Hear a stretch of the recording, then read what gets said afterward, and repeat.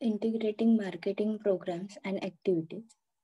An integrated marketing program in the travel trade is comprehensive marketing solution specifically designed to ensure that all messaging and communications are unified across all channels and strategically focused to attract the customer. The integrated marketing program किंवा activities जे आहेत तर त्याचा main motive काय असतो की नवीन customer जे आहेत तर त्यांना टार्गेट केलं जातं की जेणेकरून ते कस्टमर्स अट्रॅक्ट होतील तुमचं प्रॉडक्ट किंवा सर्व्हिसेस जे आहेत तर त्या परचेस करण्यासाठी. आणि जे एक्झिस्टिंग कस्टमर आहेत तर ते रिटेन राहतील किंवा तुमचे लॉयल कस्टमर म्हणून कन्वर्ट होतील.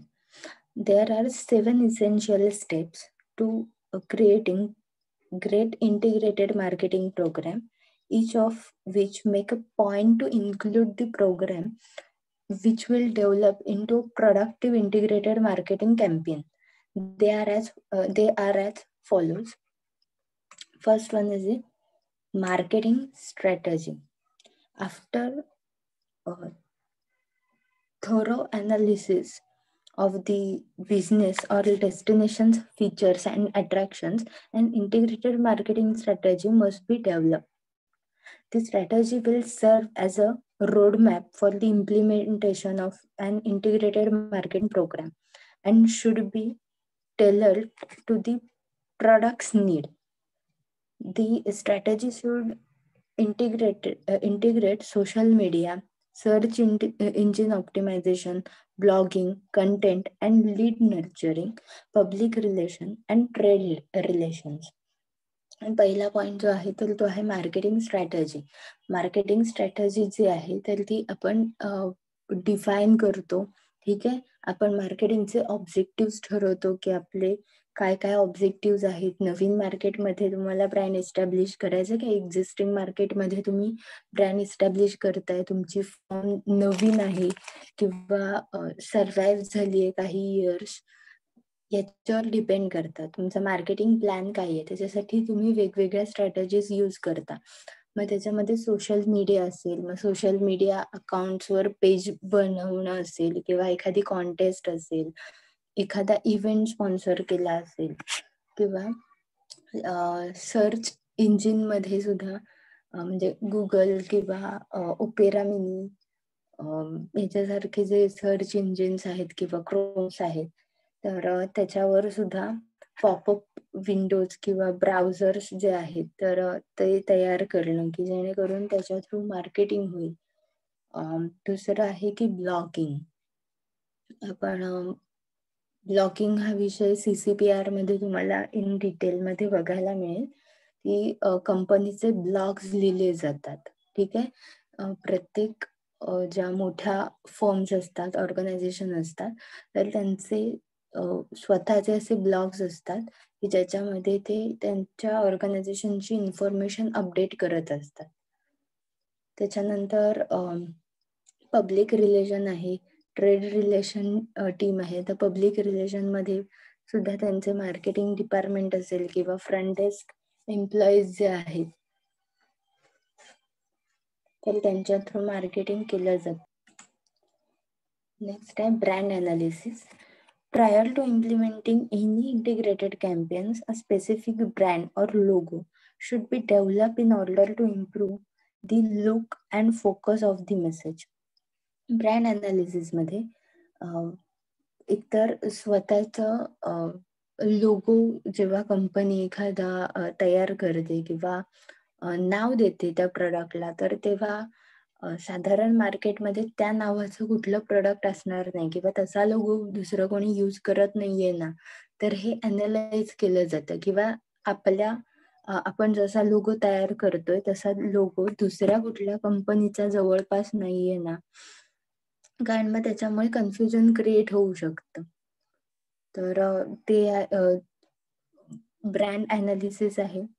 त्याच्यानंतर त्याचे कॅम्पेन्स केले जातात की एकदा लोगो ठरवल्यानंतर हा त्या प्रोडक्टचा किंवा त्या कंपनीचा लोगो आहे किंवा ही त्याची स्लोगन आहे तर हे लोकांपर्यंत व्यवस्थित पोचलं गेलं पाहिजे, ब्रँड व्यवस्थित आयडेंटिफाय करता आले पाहिजेत. त्याच्यानंतर आहे website and content development. Once a consumer finds the website, the goal is to make it so captivating that they want to stay on the site, engage in the content, and share it with others. To do this, both content and a schedule for posting it should be generated. जेव्हा एखादा customer तुमच्या वेबसाईटला visit करतो, तेव्हा त्याच्यातला content जो आहे तर तो त्यांनी बघितला पाहिजे, वाचला पाहिजे. ते वेबसाईटमध्ये तो पर्सन एंगेज झाला पाहिजे, ठीक आहे. म्हणजे त्याच्यामध्ये काहीतरी इंटरेस्टिंग असलं पाहिजे, इन्फॉर्मेटिव्ह असलं पाहिजे, की जेणेकरून वेबसाईट अट्रॅक्टिव्ह पण असेल आणि इन्फॉर्मेटिव्ह सुद्धा असेल.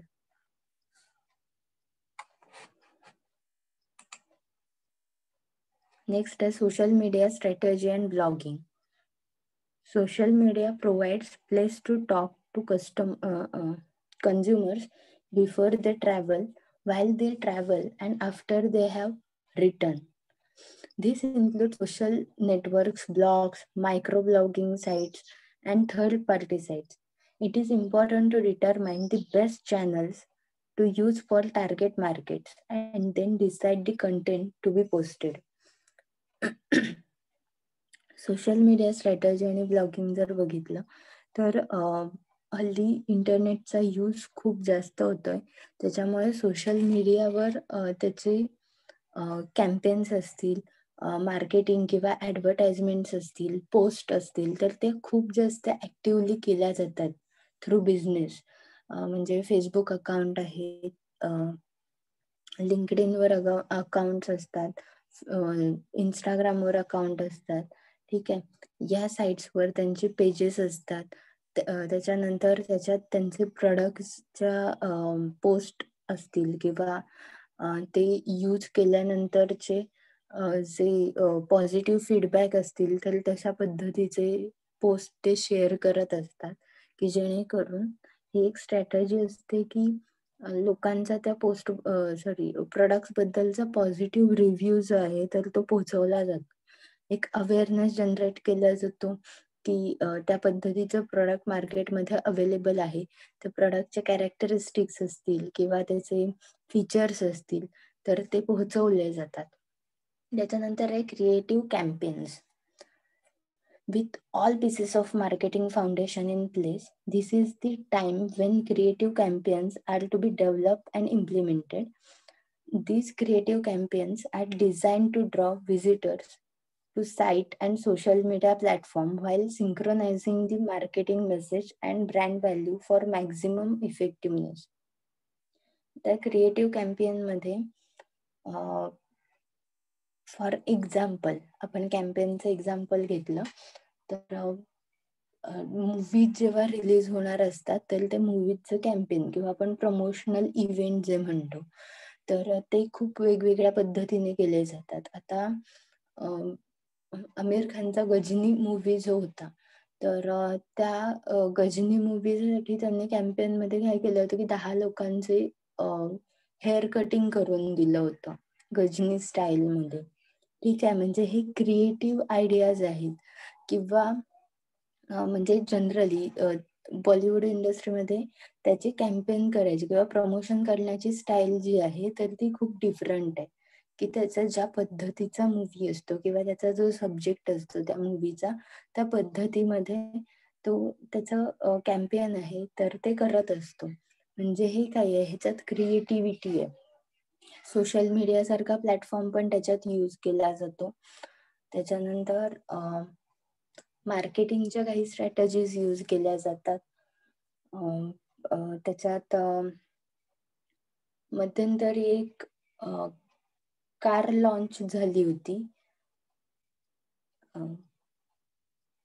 तर ओके, त्याचं महाराष्ट्र टाइम्स मध्ये त्यांनी फ्रंट पेजला ऍड दिली होती त्या कारच्या रिलेटेड आणि ते फुल पेज ऍड वाचल्यानंतर म्हणजे सगळे त्याचे फीचर्स होते, त्याचं पूर्ण लुक होता की म्हणजे इनसाइड लुक असेल किंवा साइड फ्रंट लुक त्याच्यामध्ये प्रॉपर त्यांनी प्रिंट केला होता, त्याची इन्फॉर्मेशन दिली होती. आणि त्याच्यासोबत एक कार्ड होतं, ठीक आहे. कार्ड होतं त्या पेपरला अटॅच केलेलं, जसं आपलं डेबिट किंवा क्रेडिट कार्ड असतं ना तसं. आणि ते कार्ड घेऊन तुम्ही त्याच्या शोरूम मध्ये गेलात तर तुम्हाला त्याची एक राईड म्हणजे आपण ट्रायल जी म्हणतो तर ती फ्री मिळणार होती. म्हणजे अशा वेगळ्या पद्धतीने सुद्धा त्यांनी ते कॅम्पेन केलं होतं त्या कारचं. त्याच्यानंतर आहे PR or media outreach strategy.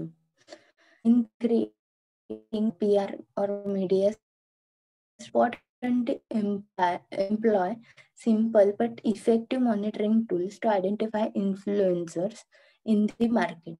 Then attention can be focused to listen to the conversations taking place online, join ongoing conversations, build trust, and demonstrate expertise. It is crucial to develop a database of contacts and design effective outreach campaigns to reach local and national media, relevant bloggers, guidebooks, and sell intermediaries. Public relation जर बघितलं तर public relation जे आहे तर ते काय करतं की ऑनलाईन कन्व्हर्सेशन असेल किंवा कन्व्हर्सेशनचा पार्ट जो आहे म्हणजे फ्रंट डेस्क एम्प्लॉई जे आपण म्हणतो की ते कायम पब्लिक रिलेशनच काम करतात, कारण ते डिरेक्टली पब्लिकच्या कॉन्टॅक्टमध्ये येतात. तुमच्या कन्झ्युमरच्या कॉन्टॅक्टमध्ये येणारे ही लोक आहेत. ते ज्या पद्धतीने बोलतात, वागतात, ट्रीट करतात त्याच्यावर तुमच्या ऑर्गनायझेशनची, तुमच्या प्रोडक्टची व्हॅल्यू जी आहे तर ती डिपेंड करत असते. त्याच्यामुळे जेव्हा सेल्स पर्सन असतात किंवा मार्केटिंग डिपार्टमेंट मधली लोक जी असतात तर ती खूप कामली वर्क करत असतात. आता जेव्हा ते प्रॉपर वर्क करतात किंवा सर्व्हिस प्रोव्हाइड करत असतात, कस्टमर सॅटिस्फाय असतो त्या लोकांच्या सर्व्हिसेसमुळे, तर त्यांच्यामध्ये एक ट्रस्ट बिल्ड होतो. म्हणजे आपण शॉपकीपर आपला ठरलेले असतात, ठीक आहे. ग्रोसरीज घ्यायची असेल तर ते दुकान ठरलेलं असतं, कारण त्या पर्सनवर ट्रस्ट असतो, त्या शॉपकीपरवर ट्रस्ट बिल्ड झालेला असतो की तो तुम्हाला चांगलाच ग्रोसरी असेल तर ती प्रोव्हाइड करणार आहे, ठीक आहे. त्याच्यानंतर आहे trade distribution strategy.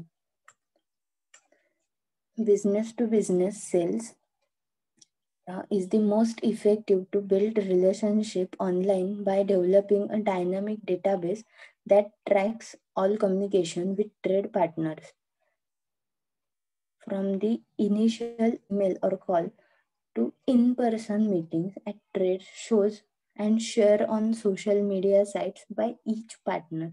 Having a detailed record of communication history with the partner helps one strengthen the business relationships.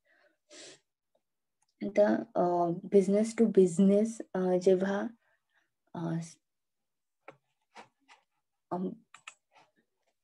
Trading केलं जातं म्हणजे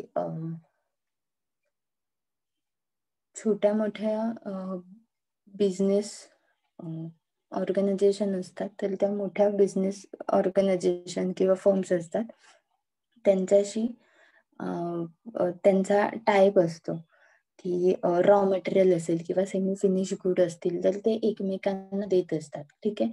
किंवा एक फायनल प्रोडक्ट बनवण्यासाठी, त्या असेंबल करण्यासाठी त्याचे जे पार्ट्स असतात, म्हणजे समजा जर कार असेल तर कारची पूर्ण मेटल बॉडी एक कंपनी बनवत असेल आणि टायर्स जे आहेत तर ती दुसरी कंपनी बनवते, ठीक आहे.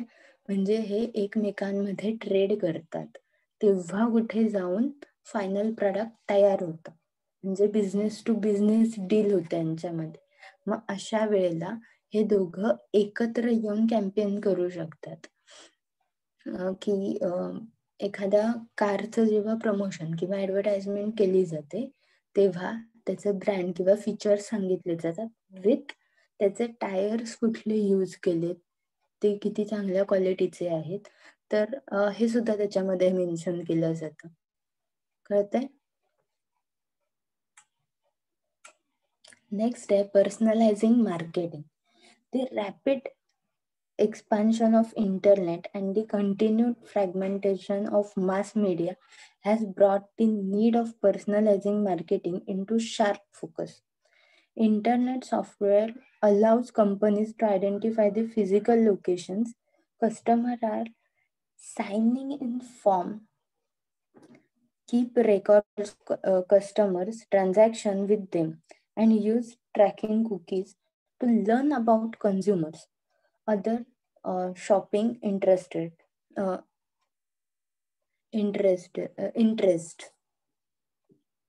पर्सनलाइज मार्केटिंग जे असतं, तर आता एक्झाम्पल जर कन्सिडर करायचं झालं तर ऑनलाईन ऑर्गनायझेशन जे असतात किंवा ऑनलाईन तुम्ही सर्च करता किंवा एखादा डेटा सर्फ करत असता, तर ते सर्च इंजिन तुमचा डेटा जो आहे तर तो कुकीज मध्ये कन्वर्ट करतो. ठीक आहे, म्हणजे तो कुठेतरी जाऊन सेव्ह होतो आणि तो डेटा कलेक्ट करणाऱ्या जर एखादी कंपनी असेल, म्हणजे तुम्ही समजा शूज सर्च केले असतील ऑनलाईन, ठीक आहे, तर तुम्ही जेव्हा इंटरनेट ओपन करता, ब्राउझर असेल किंवा सर्च इंजिन असेल, तर तिथे तुम्हाला सारखे पॉपअप येतात. ठीक आहे, की तुम्ही सर्च केलेले जे शूज आहेत त्याला अल्टरनेट ऑप्शन्स तुम्हाला दिसत असतात सतत. किंवा एखादी ऑनलाईन साईट जर तुम्ही चेक केलीत, ॲमेझॉन असेल, मिंत्रा असेल, त्याच्यावर जाऊन तुम्ही जर एखादे प्रोडक्ट, वॉलेट असतील, वॉचेस असतील, तर ते सर्च केल्यानंतर तुम्ही पुन्हा जेव्हा त्याच्यात लॉग इन करता तुमच्या ऍप्लिकेशन मध्ये त्या, तर तुम्ही सर्च केलेल्या ऑप्शनसाठी तुम्हाला अजून सजेशन्स दिसत असतात. हे काय आहेत? कुकीज आहेत. म्हणजे हे पर्सनलायझिंग मार्केटिंग आहे. तुमचा पर्सनल इंटरेस्ट जो आहे तर तो कन्सिडर करून तुम्हाला त्याच्यासाठी ऑप्शन्स दाखवले जातात.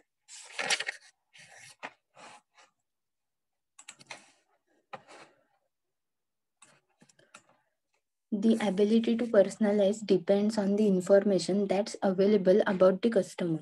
Therefore, personalized marketing is most effective with consumers who are most comfortable with sharing information, like the younger people who have grown up and with the technology are more comfortable with sharing information than older customers. In order to adapt to the increased consumer desire for personalization, the marketers have embraced the following concepts. आता personalise मार्केटिंगच्या बाबतीत जर बघायचं झालं तर आपल्याला online sites जेव्हा आपण किंवा एखादं ऍप्लिकेशन आपण डाउनलोड करतो, तर त्याला आपण काही राईट्स देतो. मग अगदी ऑनलाईन साइट्स बघितल्यात, फ्लिपकार्ट, ॲमेझॉन असेल किंवा मिंत्रा असेल, अजून कुठल्या साइट्स असतील, ईबेची असेल, तर ह्या सगळ्या साइट्स जेव्हा ह्या सगळ्या ऍप्लिकेशन जेव्हा तुम्ही डाउन करता, तेव्हा तुम्हाला त्याच्यामध्ये इन्फॉर्मेशन विचारली जाते किंवा त्याचा ऍक्सेसचे राईट्स जे आहेत तर ते अलाव म्हणून तुम्ही जेव्हा सिलेक्ट करता तेव्हा तुम्ही तुमचं पर्सनलाइज मार्केटिंग ऑप्शन ऑन करता. ठीक आहे, म्हणजे जे तुम्ही सर्च करता ते कुकीज थ्रू त्यांना मिळतं आणि ते तुम्हाला जसे ऑप्शन सजेस्ट करत जातात. आता इंटरनेटचा यूज किंवा ह्या गोष्टी तुम्हाला सजेशन किंवा ऑप्शन्स म्हणून दिसायला पाहिजेत, ह्या गोष्टी यंगस्टर्स जे आहेत तर ते इझिली करू शकतात आणि इझी गोईंग आहेत. तेच ओल्डर कस्टमर जे आहेत की अबाव 50-60% जे आहेत, तर त्यांना ह्या गोष्टी नवीन आहेत. ठीक आहे, म्हणजे ते ऑनलाईन परचेस करू शकत नाही इझिली. त्यांना डिफिकल्टीज फेस करायला लागतात as compare to others. Below 40 आपण कन्सिडर करू शकतो की ते इझिली ऑनलाईन शॉपिंग करू शकतात. त्याच्यामध्ये तुम्हाला ऑप्शन पण विचारला जातो की तुमचं लोकेशन जे आहे तर ते ऑन करण्यासाठीचा ऑप्शन विचारला जातो की जेणेकरून तुमच्या आजूबाजूचे जे कोणी सेलर्स आहेत तर ते तुम्हाला ट्रॅक करता येतील.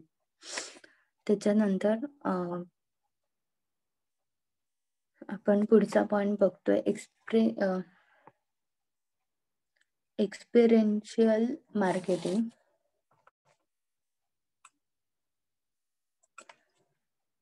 Promotes the product by not only communicating the product features but also connecting it with unique and interesting consumer experiences. It is a form of consumer focused marketing activity at various touch points that creates a sensory emotional connection to the customers. The different type of marketing experiences that are vital to the consumer perception of brand as follows. Sense marketing, which appeals to consumer senses. Feel marketing appeals to consumer inner feelings and emotions. Think marketing appeals to intellect in order to deliver cognitive experiences. Act marketing target the physical behavior, lifestyle, and interactions. Relate marketing creates experience taking into account individuals' desire to be part of social context. आता ह्याच्यामध्ये त्यांनी marketing बायफर्गेट केलंय की sense marketing जे आहे की आपण एखादं प्रोडक्ट जेव्हा परचेस करायला जातो, समजा कपडे असतील, ठीक आहे, तर त्याचं कापड जे आहे तर ते आपण चेक करतो हात लावून, ठीक आहे. डोळ्याने कलर बघतो की त्याचं कलर किंवा त्या कपड्याची शेड जी आहे तर ती तेच आहे का, म्हणजे तुम्हाला हवी तशीच आहे का. नाहीतर ऑनलाईन जेव्हा आपण बघतो तर त्याच्यावर लाईट इफेक्ट असतात, तुम्हाला त्याच्या शेड्स वेगळ्या दिसू शकतात, तुम्हाला मटेरियल जे आहे तर ते वेगळं असू शकतं त्याच्यामध्ये. किंवा एखादा स्पीकर घ्यायचा असेल तर तुम्ही त्याचं साऊंड किती आहे, त्याचं कॅपॅसिटी किती आहे काय हे चेक करून घेऊन येता. एखादं फूड असेल तर त्याची टेस्ट करता आणि मग ते परचेस करता. तर हे काही आहे सेन्स मार्केटिंग आहे की ते ह्याच्या थ्रू कन्झ्युमर्सना अपील केलं जातं. आणि म्हणून टेस्ट असेल किंवा छोटे छोटे सॅम्पल पाउचेस असतात तर ते दिले जातात. फील्ड मार्केटिंग साठी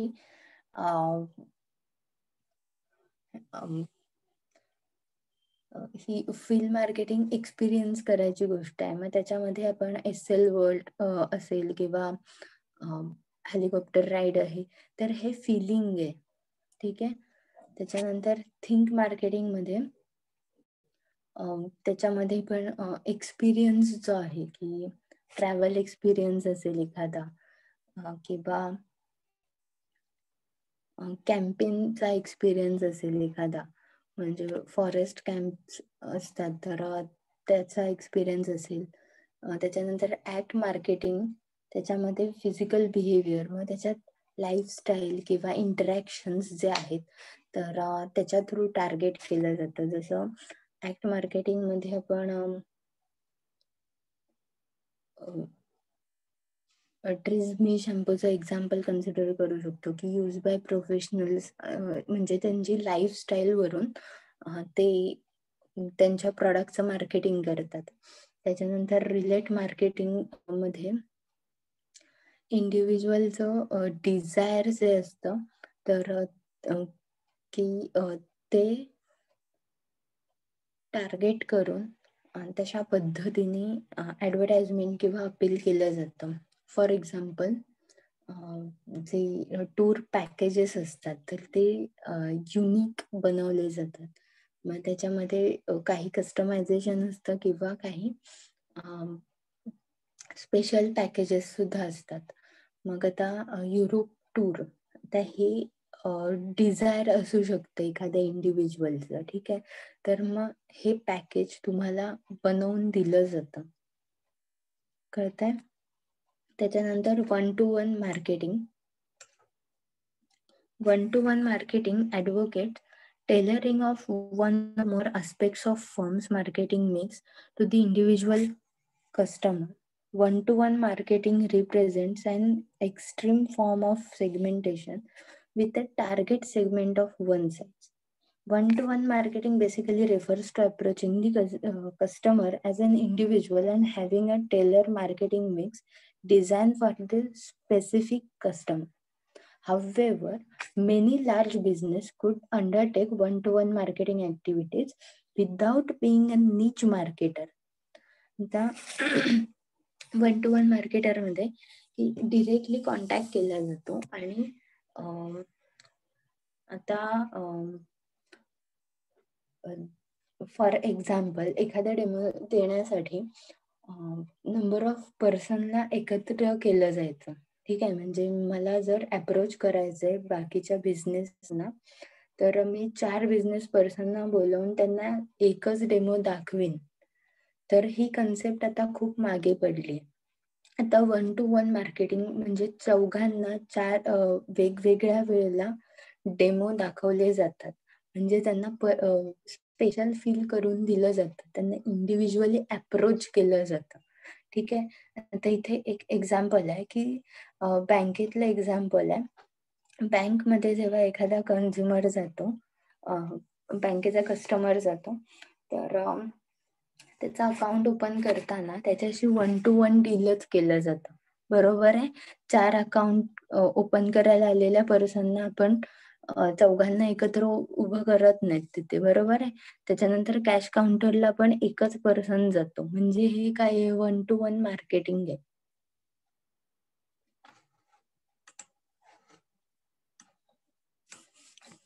नेक्स्ट आहे परमिशन मार्केटिंग.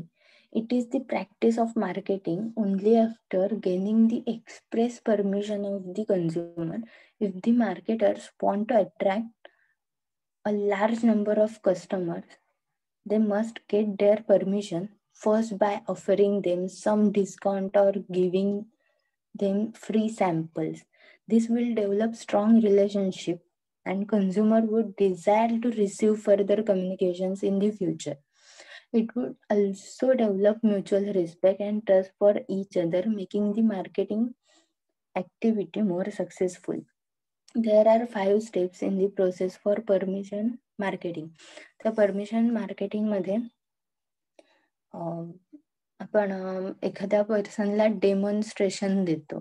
ठीक आहे, एखाद्या सर्व्हिस असतं किंवा प्रोडक्टचं त्याचं युटिलायझेशनचं असेल, किंवा फ्री सॅम्पल्स दिले जातात की तुम्ही हे प्रोडक्ट यूज करून बघा आणि मग ठरवा, किंवा त्याच्यावर डिस्काउंट दिले जातात की आता तुम्ही ऑनलाईन साईट्स जर पहिल्यांदा यूज केल्या असतील, समजा ओयो सारखी साईट असेल किंवा स्विगी सारखी साईट्स आहेत, तर त्या तुम्ही पहिल्यांदा यूज केल्यानंतर तुम्हाला एनकरेज करण्यासाठी की तुम्ही नेक्स्ट टाइम पण यूज केली पाहिजे, तर तुम्हाला डिस्काउंट दिले जातात, कारण तुम्ही फर्स्ट टाइम युजर असता, फ्रेश युजर असता त्यांचे. ठीक आहे, त्याच्यातल्या स्टेप्स आहेत offer, prospect and incentive to volunteer. Prospect consumer जो आहे, तर त्यांना इन्फॉर्मेशन जी आहे तर ती दिली जाते, अवेअर केलं जातं त्या प्रोडक्ट अँड सर्व्हिसेस बद्दल. Offer the interested prospect a curriculum over time teaching the consumer about the product and service being marketed. त्याच्यानंतर इंटरेस्टेड प्रॉस्पेक्ट जे आहेत तर त्यांना अजून जास्त थोडासा वेळ देऊन त्या प्रोडक्ट आणि सर्व्हिसेस बद्दल, म्हणजे जर कोणी इंटरेस्ट शो केला की हा हे प्रोडक्ट कसं आहे बघू दे, किंवा या सर्व्हिस कशी आहे ह्याच्यामधले काही डिटेल्स अजून देऊ शकाल का, तर मग त्यांना त्याचे डिटेल्स दिले जातात. त्याच्यानंतर reinforce the incentive to guarantee that the prospect maintain the permission. त्याच्यानंतर त्यांची जर परमिशन असेल, त्यांचा इंटरेस्ट जर कायम राहिला, तर त्यांना त्या गोष्टीबद्दल अजून इन्फॉर्मेशन दिली जाते. म्हणजे समजा एखादं प्रोडक्ट असेल की ज्याची अमाऊंट जास्त आहे, ठीक आहे, समजा एखादा लॅपटॉप गेला असेल, तर लॅपटॉप दाखवले, त्याच्यानंतर त्यांनी इंटरेस्ट शो केला. मग त्या लॅपटॉपवर काय काय यूज करता येतं, ते कसं यूज करायचं, काय आहेत त्याचे फीचर्स हे दाखवलं. तिसऱ्या ऍक्टिव्हिटीमध्ये अचानक 30, 35, 40 हजारचा लॅपटॉप परचेस करता येणार नसेल, तर मग एक्स्ट्रा इन्फॉर्मेशन दिली पाहिजे की इन्स्टॉलमेंट पेमेंट जे आहे किंवा लोन जे आहे तर त्याच्यावर ते करता येईल म्हणून. फोर्थ आहे offer additional incentive to get more permission from the customer, की त्यांना ऑफर दिल्या गेल्या पाहिजेत, की जसं आता समजा एखादं ओकेजन असेल तर दिवाळी बंपर सेल आहे किंवा स्पेसिफिक ब्रँडचे काही 50 किंवा 100 इयर्स कम्प्लीट झालेत म्हणून त्यांनी डिस्काउंट दिला त्यांच्या प्रोडक्ट्सवर एक्सेट्रा. आणि लास्ट आहे leverage the permission to change the consumer behaviour towards profit, की त्यांचा फायनल डिसिजन होणार की त्यांना प्रोडक्ट परचेस करायचंय की नाही करायचंय. परचेस करायचंय म्हणजे तुमचं प्रॉफिट होणार. ठीक आहे. Relationship marketing. The marketing strategies must transcend the actual product or service in order to create stronger bond with the consumer. This broader set of activities is called as relationship marketing and is based on the premise that current consumers are the key to long-term brand success.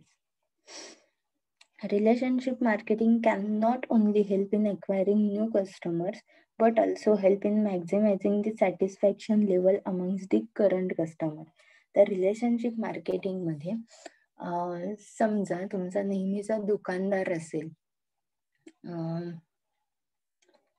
Okay, पण तुम्ही grocery शॉपमध्ये जाता तर ते relationship marketing आहे. ठीक आहे. त्याच्याकडे जर नवीन कुठली गोष्ट आली असेल तर ते तुम्हाला सजेस्ट करतो की हे नवीन आलंय, हे घेऊन जा, हे ट्राय करून बघा. ठीक आहे. मग ते तुम्ही परचेस करता त्याच्या भरोशावर की ती गोष्ट नवीन आली आहे आणि ते तुम्हाला स्पेसिफिकली ट्राय करायला सांगतोय. ठीक आहे. त्याच्यामुळे तुम्ही ते इझिली परचेस करता. त्याच्यानंतर जर तुमच्या आजूबाजूला कोणी नवीन लोक राहायला आली असतील, ठीक आहे, तर जेव्हा तुम्ही शॉपिंगला जर एकत्र गेलात आणि त्यांना सामान घ्यायचं असेल तर तुम्ही तुमच्या दुकानदाराकडे त्याला घेऊन जाता की हा यांच्याकडे छान मिळतं, ह्या गोष्टी यांच्याकडून घ्यायच्या, ह्यांच्याकडे छान आणि नवीन माल असतो. ठीक आहे.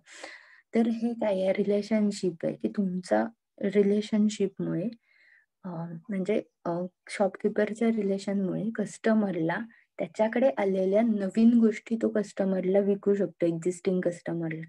आणि एक्झिस्टिंग कस्टमर न्यू कस्टमरला माउथ पब्लिसिटी थ्रू त्याच्या शॉपकीपरकडे घेऊन येतो. म्हणजे नवीन कस्टमर अट्रॅक्ट करण्यासाठी सुद्धा रिलेशनशिप मार्केटिंग इम्पॉर्टंट आहे. आणि करंट कस्टमर जे आहेत त्यांच्या सॅटिस्फॅक्शन लेवलसाठी पण रिलेशनशिप मार्केटिंग वर्क करते.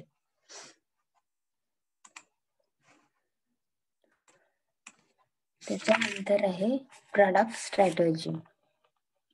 Product is primary influence on what the consumer experience with the brand, what they hear about it, and what the firm can tell the consumers about the brand. आता product strategy जी आहे तर ते primary experience असणार आहे कन्झ्युमर्सचा, की त्यांचा brand काय आहे, कशाबद्दल आहे, कंपनी एक्झॅक्टली काय ऑफर करते आणि कन्झ्युमर्स काय एक्सपिरियन्स करत आहेत. ठीक आहे. Product strategy is define as the road map of a product. It is much more than a list of specific product actions over time. It is an explicit roadmap designed to guide a company in its efforts to develop and market products that build sustainable competitive advantage and meet its growth and profit objectives. Product strategy जी आहे तर तो roadmap आहे. ठीक आहे. कारण कुठल्याही strategy शिवाय आपलं एक्झिक्युशन जे आहे तर ते होऊ शकत नाही. मग स्ट्रॅटेजी जी आहे तर ती गाईडलाईन देते. एखादा प्रोडक्ट सक्सेसफुल होण्यासाठी त्याच्या मागची स्ट्रॅटेजी, त्याचे मोटिव्ह जे आहेत, प्लॅन ऑफ ऍक्शन जी आहे, तर ती प्रॉपरली एक्झिक्यूट झाल्यानंतरच तो प्रोडक्ट सक्सेसफुल होतो. तर त्याच्यासाठीचे जे काही कोर इलेमेंट्स जे आहेत तर ते बघूया आपण. पहिलं आहे design. What exactly do you want to sell to potential customers? What will you design to make it stand out from other companies? For example, attractive product design draws more customer towards your product. आता attractive designs, आता soft drinks बरेच available असतात मार्केटमध्ये, पण त्यातल्या त्यात जर त्यांचं डिझाईन जर बघितलं प्रोडक्टचं, म्हणजे बॉटलचं डिझाईन जे असतं, तर आता फॅन्टाचे आहे तर त्याच्या बॉटलचा शेप वेगळा असतो, अट्रॅक्टिव्ह आहे बऱ्यापैकी, म्हणजे बाकीच्या जे सॉफ्ट ड्रिंक्स आहेत त्याच्यापेक्षा वेगळं आहे. त्याच्यानंतर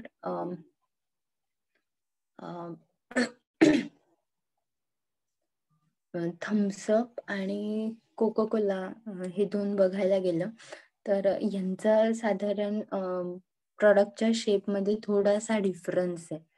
कोको कोलाचा कलर रेड असतो, रेड जास्त यूज केलेला असतो आणि पेप्सिकोचे जे प्रोडक्ट्स आहेत त्याच्यामध्ये ब्लू कलर यूज केलेला असतो पेप्सीसाठी. ठीक आहे, म्हणजे हे काय आहे ते डिझाईन केलेले आहे स्पेसिफिकली की ते इझिली आयडेंटिफाय करता येतं. Next are features. What feature will you add to increase the benefits offered to your target market? How does your product offer from the others? Marketing is not about providing products or services. It is essentially about providing changing benefits to the changing needs and demands of customer. Product features differentiate amongst competitors. आता features जे आहेत तर ते तुमचं product किंवा services काय provide करतं ह्याच्याबद्दल नाहीये. फीचर्स तुम्हाला काय दाखवायचे असतात. आता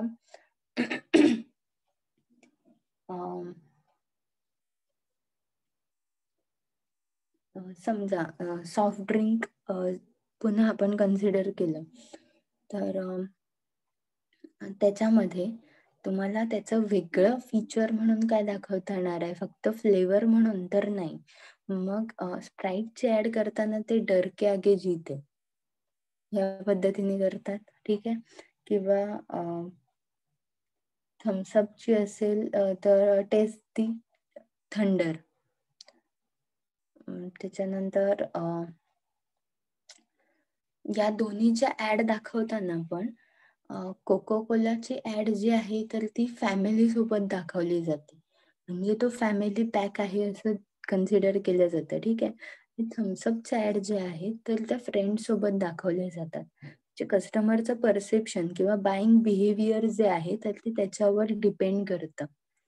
म्हणजे फ्रेंड सोबत जर तुम्ही बाहेर गेला असाल तर तुम्ही पेप्सी परचेस करता, आणि जर घरी घेऊन यायचं असेल तर तुम्ही बऱ्यापैकी पेप्सी किंवा थम्सअप परचेस करता, आणि घरी घेऊन यायचं असेल तर कोको कोला प्रेफर करता. ठीक आहे, म्हणजे फीचर्स आहेत प्रत्येक प्रोडक्टचे की जे तुम्हाला मार्केटमध्ये अवेलेबल असलेले वेगवेगळे प्रोडक्ट्स किंवा त्याचे ऑप्शनल प्रोडक्ट्स जे आहेत त्याच्यापासून तुमचं प्रोडक्ट वेगळं आहे हे दाखवतं.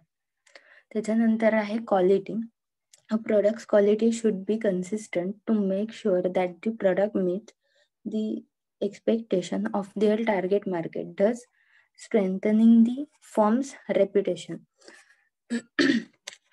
क्वालिटीमध्ये त्याचे जे इंग्रेडियंट्स आहेत किंवा त्याची प्रोसेसिंग स्टाईल जी आहे तर ही सुद्धा मॅटर करते. ठीक आहे, आता फूड प्रोडक्ट्स बऱ्याच ठिकाणी मिळतात, स्ट्रीटवर पण फूड मिळतं, पण तरी सुद्धा हायजेनिक कुठे मिळतं किंवा हायजीन जरी असली तरी फूडला क्वालिटी आणि टेस्ट कुठे असते तिथेच पर्सन जातो, म्हणजे क्वालिटी सुद्धा मॅटर करते. त्याच्यानंतर आहे branding. Brand have the power of instant sale and they convey the message of confidence, quality, and reliability to their target market. It is also used a tool for companies to differentiate itself from their competitors. Branding खूप जास्त important आहे. आता ब्रँडिंगमध्ये कुठलाही laptop घ्यायचा असेल तर त्याला Intel core processor असेल तर तो जास्त विचार करावा लागत नाही त्याच्या प्रोसेसर बद्दल. ठीक आहे, कारण इंटेल हा ब्रँड आहे, ट्रस्टवर्दी ब्रँड आहे. किंवा अजून बघायचं झालं तर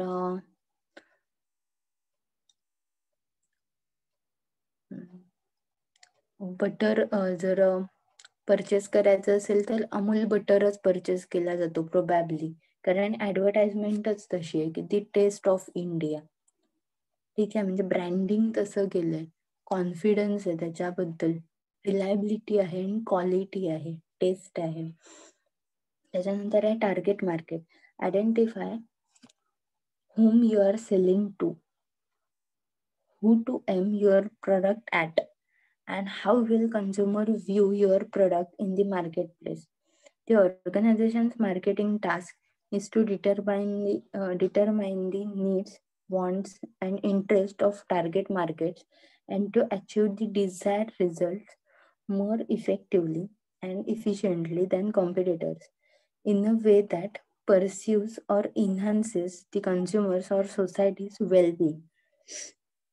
टार्गेट मार्केट जर बघायला गेलं तर त्याच्यामध्ये त्याच्यातले स्पेसिफिक कन्झ्युमर्स कोण आहेत, मग ते एज वाईज किंवा जेंडर वाईज असतील आणि त्या मार्केट प्लेस मध्ये त्यांचे एक्सपेक्टेशन आणि डिमांड किंवा रिक्वायरमेंट काय आहे, तर ह्या सुद्धा कन्सिडर केल्या जातात. नेक्स्ट आहे positioning. How does the company plan to position its product in the market? Different factors will need to be considered when you position your product in the marketplace, as it will impact on consumers' perceptions about your product and brand. For example, how you will price the product and the quality of it. Positioning जे आहे की मार्केटमध्ये competitors चे पण products available असतात, त्याला substitutes available असतात. तर जेव्हा तुम्ही प्रोडक्ट मॅन्युफॅक्चर करताना त्याच्यामध्ये क्वालिटी ऑफ इन्ग्रेडियंट्स किंवा सर्व्हिसेस यूज करता, तर ह्या सगळ्याची कॉस्ट मिळून तुमच्या प्रोडक्टची जी कॉस्ट येईल, ठीक आहे, ती खूप जास्त हाय असता कामा नये. कारण ती कॉस्ट जर खूप हाय गेली तर कॉम्पिटिटरला त्याचा लो कॉस्ट असण्याचा ऍडव्हान्टेज मिळेल. मग तुमच्या कॉम्पिटिटरच्या कॉस्टला मॅच करणारे, जवळपास मॅच करणारे प्रोडक्ट्स तुम्हाला मॅन्युफॅक्चर करावे लागतील.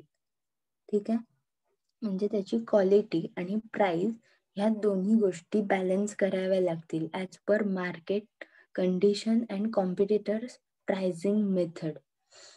नेक्स्ट आहे the main objectives of the product strategies are, first one is to maximize profit. Product strategy हीच असते की टू मॅक्झिमाइज प्रॉफिट, कारण त्याच्या डिझाईन शेप वरून जास्तीत जास्त सेल झाला पाहिजे आणि ज्याच्यामुळे प्रॉफिट होईल. आणि दुसरं आहे to optimize perceive product quality, की प्रोडक्टची क्वालिटी जी आहे तर ती मेंटेन राहिली पाहिजे, त्याचे स्टँडर्ड सेट करता आले पाहिजेत. आता परसिव्ह क्वालिटीचा पॉइंट जो आहे तर तो आपण नेक्स्ट लेक्चरला बघूया.